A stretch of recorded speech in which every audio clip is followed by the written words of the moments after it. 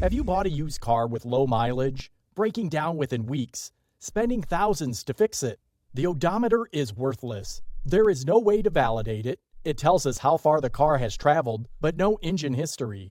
It doesn't tell us how the engine was cared for, or if there was engine abuse, when the engine was repaired or replaced, and some people roll back the odometer. We need to know when the engine has been abused. High RPM creates extra friction, creating more heat and engine wear, and decreasing engine lifespan.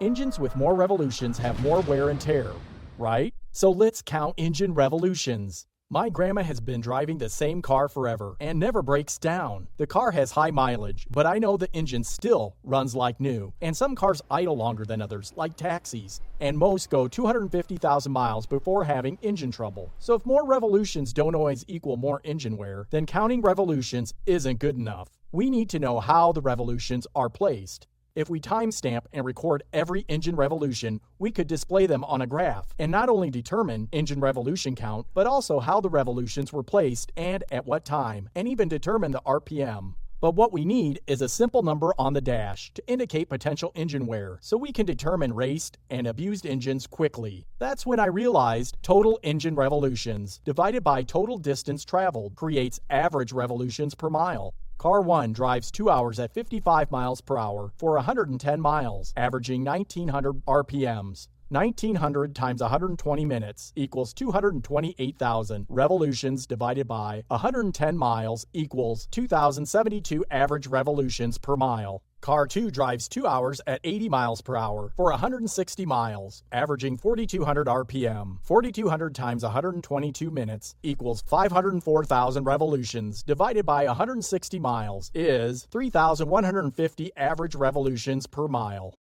That's over 500,000 revolutions in 2 hours. In another example, both cars have 50,000 miles. Car 1 has 111 million engine revolutions divided by 50,000 miles equals 2,220 average revolutions per mile.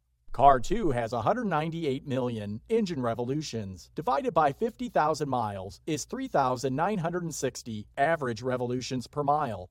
Both driven the same time or same distance, and one has double engine wear. We now know, and average revolutions per mile is a ratio protecting the odometer. In the last example, if the odometer was set back to 25,000 miles, average revolutions per mile doubles to 7,950, devaluating the car and raising a red flag to avoid purchasing it. If someone disconnects the odometer or speedometer, engine revolutions are still counted, and now against average revolutions per mile. Plus, if engine revolutions and movement are detected, but no mileage, check engine light, alerts for odometer malfunction, and mileage is still recorded utilizing onboard GPS. The next time the car is serviced, the odometer will be checked, repaired, and corrected, adding back missing miles recorded by GPS.